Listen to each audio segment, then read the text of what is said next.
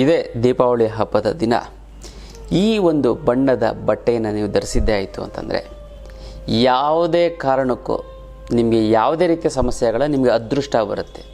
ಅದು ಯಾವ ಬಣ್ಣ ಅಂತ ತಿಳಿಸ್ಕೊಡ್ತೀನಿ. ಇನ್ನೂ ಅನೇಕ ರೀತಿಯಂಥ ಅದ್ಭುತವಂತ ವಿಚಾರ ತಿಳಿಸ್ಕೊಡ್ತೀನಿ. ಅದಕ್ಕಿಂತ ಮುಂಚೆ ನೀವು ವಿನಯ್ ಯೋಗಿ ಗುರೂಜಿ ಅಂತ ಯೂಟ್ಯೂಬ್ ಚಾನಲ್ಗೆ ನೀವು ಲೈಕ್ ಮಾಡಿ, ಸಬ್ಸ್ಕ್ರೈಬ್ ಆಗಿ, ಮತ್ತು ಬೆಲ್ ಬಟನನ್ನು ಒತ್ತಿ, ಮತ್ತು ಫೇಸ್ಬುಕ್ ಮತ್ತು ಇನ್ಸ್ಟಾಗ್ರಾಮಲ್ಲೂ ಕೂಡ ಲೈಕ್ ಮಾಡಿ, ಶೇರ್ ಮಾಡಿ, ಮತ್ತು ಫಾಲೋವನ್ನು ಮಾಡಿಕೊಡಿ.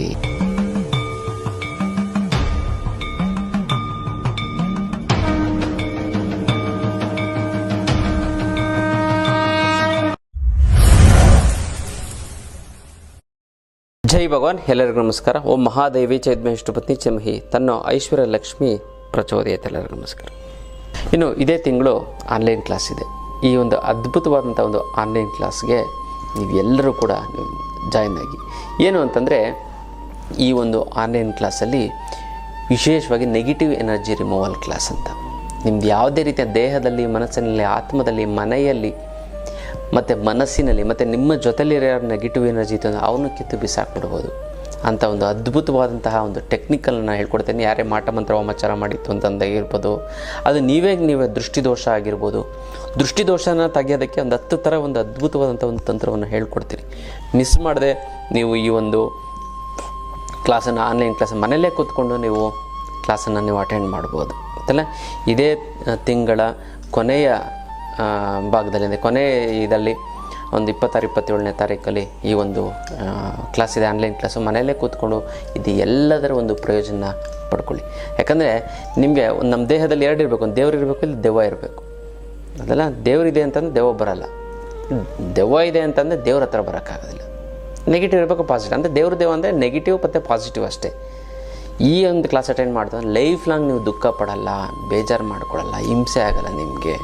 ಮತ್ತು ಯಾರೂ ಕೂಡ ಯಾವುದೇ ದುಷ್ಟಶಕ್ತಿಗಳು ನಿಮ್ಮ ಹತ್ರ ಬರೆದಂಗೆ ನೋಡ್ಕೋಬೋದು. ಒಂದು ವಿದ್ಯೆ ಗೊತ್ತಲ್ಲ, ನಾನು ಒಂದು ಯಾವುದೇ ರೀತಿಯಂಥ ಒಂದು ತಂತ್ರ ಮಾಡ್ತಂದ್ರೆ ಆವಾಗ ಆ ಕ್ಷಣಕ್ಕೆ ಸರಿಯುತ್ತೆ. ಮತ್ತು ಆ ಸಮಸ್ಯೆ ಬಂತು ಅಂತಂದಾಗ ವಿದ್ಯೆ ನಿಮ್ಮಲ್ಲಿ ಇತ್ತು ಅಂತಂದರೆ, ಕತ್ತಿ ಕೊಟ್ಟರೆ ಏನು ಮಾಡ್ತೀವಿ, ಒಬ್ಬ ಸೆಕ್ಯೂರಿಟಿ ಗಾರ್ಡ್ ಇಟ್ಕೊಂಡಿರ್ತೀನಿ, ಅವನು ಒಬ್ಬನು ಓಡಿಸ್ತಾನೆ. ಆ ಸೆಕ್ಯೂರಿಟಿ ಗಾರ್ಡ್ ಆದಮೇಲೆ ನೀವೇ ವಿದ್ಯೆ ಕಲ್ತ್ಕೊಬಿಟ್ರೆ ಎಂಥವ್ರನ್ನಾರು ನೀವು ಫೈಟ್ ಮಾಡ್ಬೋದಲ್ವಾ. ಅದೇ ರೀತಿ ನೆಗೆಟಿವ್ ಎನರ್ಜಿ ವಿರುದ್ಧ ಫೈಟ್ ಮಾಡೋದಕ್ಕೆ ಒಂದು ಅದ್ಭುತವಾದಂಥ ಒಂದು ಅಸ್ತ್ರ ಈ ಒಂದು ಆನ್ಲೈನ್ ಕ್ಲಾಸ್. ಈ ಆನ್ಲೈನ್ ಕ್ಲಾಸ್ಗೆ ನೀವು ಆದಷ್ಟು ಬೇಗ ರಿಜಿಸ್ಟರ್ ಆಗಿ, ತುಂಬ ಜನ ಇದರ ಒಂದು ಪ್ರಯೋಜನ ಪಡ್ಕೊಂಡಿದ್ದಾರೆ. ನೀವು ಈ ಒಂದು ಪ್ರಯೋಜನನ ಪಡ್ಕೊಳ್ಳಿ ಅಂತಲ್ಲ. ಇದು ವಿಶೇಷವಾದಂಥ ಒಂದು ಆನ್ಲೈನ್ ಕ್ಲಾಸಿನ ಒಂದು ವಿಚಾರ ಅಂತಲ್ಲ. ಇನ್ನು ನೋಡಿ, ದೀಪಾವಳಿ ಹಬ್ಬದ ದಿನ ನೋಡಿ, ನಾನು ಹೇಳಿದಂಥ ಪ್ರಕೃತಿಯಲ್ಲಿ ಒಂದು ವಿಸ್ಮಯ ಇರುತ್ತೆ ನೋಡಿ. ಗಿಡ ಮರಗಳೆಲ್ಲ ಹಸಿರಾಗಬೇಕು ಅಂತಂದರೆ ಫೋಟೋಸಿಂಥಸಿಸ್ ಅನ್ನುವಂಥದ್ದು ಒಂದು ಅಂಶ ಕಾರಣ. ಹಸಿರಾಗಿರೋದ್ರಿಂದನೇ ನಾವು ತಿಂತಾ ಇರೋದು ಕೂಡ ಹಸಿರೇ. ನಮ್ಮ ದೇಹದ ನರನಾಡಿಗಳು ಕೂಡ ಗ್ರೀನು, ರಕ್ತ ಸಂಚಾರ ಆಗ್ತಿರುತ್ತೆ. ಆದರೆ ನರ ಯಾವ ಕಲರ್ ಇರುತ್ತೆ? ಹಸಿರು ಬಣ್ಣ. ಆ ಹಸಿರಿಗೆ ಏನೋ ಒಂದು ಮಹತ್ವ ಇರುತ್ತೆ. ಅಂದರೆ ಅದೊಂದೇ ಅಂತಲ್ಲ, ಬೇರೆ.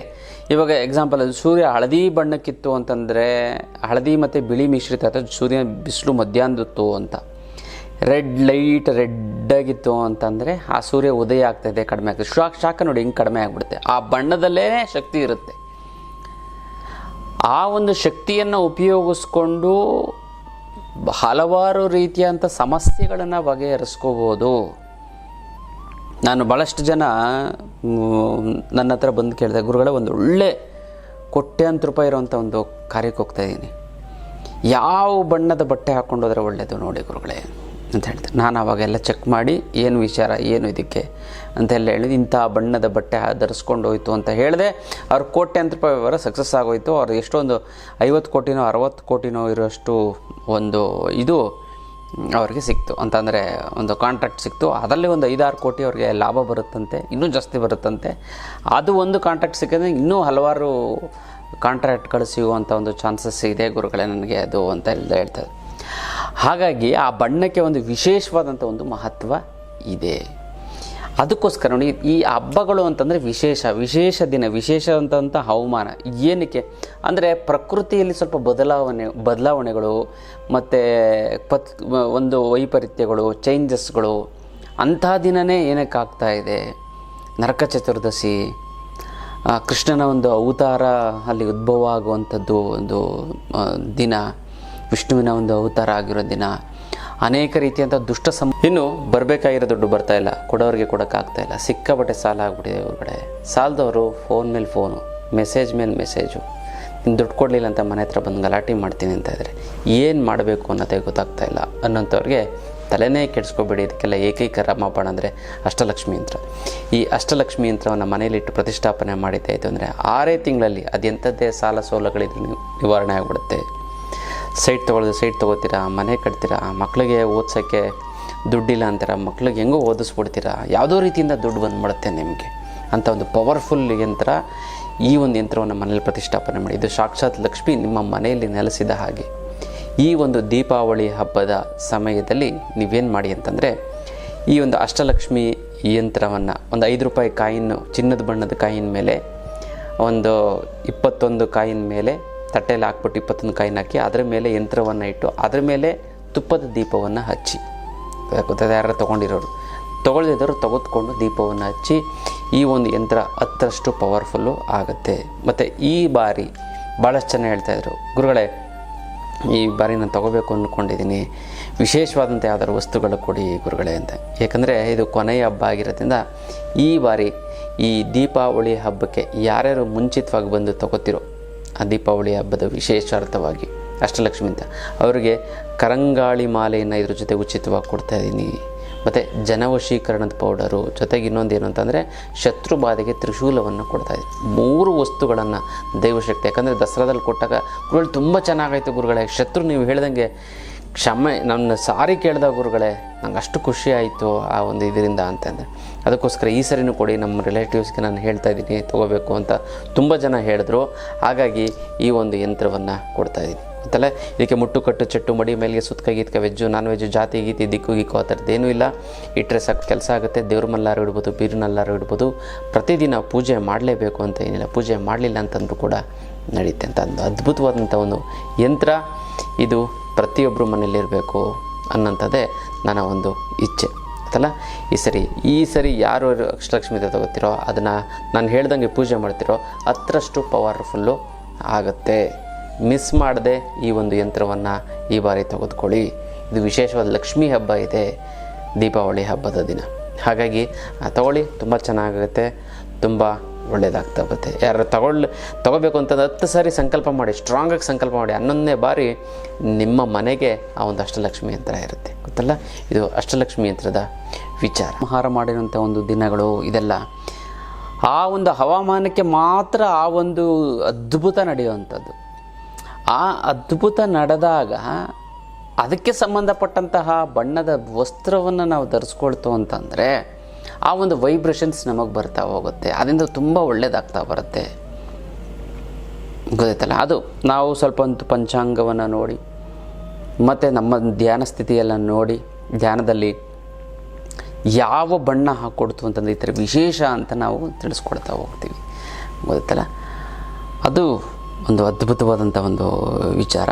ಅದಕ್ಕೋಸ್ಕರ ಏನು ಮಾಡಬೇಕು ಅಂತಂದರೆ, ಮೊದಲ 3 ದಿನ ಈ ನಾನು 3 ಬಣ್ಣದ ಹಬ್ಬ 3 ದಿನ ಇರೋದು. ಆ್ಯಕ್ಚುಲಿ 2 ದಿನ, 3 ದಿನ ಇರೋದ್ರಿಂದನೂ ಕೂಡ 3 ದಿನ ಅಂತ ನಾವು ಕನ್ಸಿಡರ್ ಮಾಡ್ಬೋದು. ಯಾಕಂದರೆ ಹಿಂದಿನ ದಿನನೂ ಹಬ್ಬ, ಮುಂದಿನ ಮಧ್ಯ ದಿನವೂ ಕೂಡ ನಾವು ಕನ್ಸಿಡರ್ ಮಾಡ್ಬೋದು. ಬಲಿಪಾಡ್ಯಮಿ ಮತ್ತು ನರಕ ಚತುರ್ದಶಿ ಇರೋದ್ರಿಂದ ನಾವು ಕನ್ಸಿಡರ್ ಲಕ್ಷ್ಮೀ ಪೂಜೆ ಅಂತಲೂ ಕೂಡ ಮಾಡ್ತೀವಿ. ಸೊ 3 ದಿನವೂ ಕೂಡ ವಿಶೇಷ ದಿನವೇ. ನಾನು ಹೇಳುವಂತಹ ಒಂದು ಮೊದಲನೇ ಬಣ್ಣ ಯಾವುದು ಅಂತ ಅಂದರೆ ಬಿಳಿ.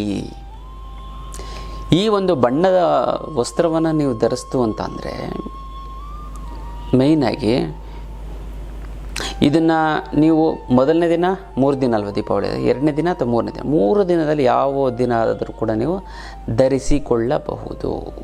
3 ಕಲರ್ ಹೇಳ್ತೀನಿ, ಗೊತ್ತಲ್ಲ. ಬಿಳಿ ಅಂತಂದರೆ ವಿಶೇಷ ತಂಪು, ದುಡ್ಡು, ಸಮೃದ್ಧಿಯ ಒಂದು ಸಂಕೇತ. ಸೊ ಇದನ್ನು ಮೊದಲನೇ ದಿನ, 2ನೇ ದಿನ, ನರಕ ಚತುರ್ದಶಿ ದಿನನಾರು ಹಾಕ್ಕೊಳ್ಳಿ, ಬಲಿಪಾಡ್ಯಮಿ ದಿನನಾರು ಹಾಕಿಕೊಳ್ಳಿ. 2ನೇದು ಪಿಂಕ್, ರೋಸ್. ಬಿಳಿ ಬಣ್ಣಕ್ಕೆ ಕೆಂಪು ಬಣ್ಣ ಮಿಶ್ರಿತ ಆಯಿತು ಅಂದರೆ, ಸ್ವಲ್ಪ ಮಿಶ್ರಿತ ಆಯಿತು ಅಂದರೆ ಪಿಂಕ್ ಆಗುತ್ತೆ.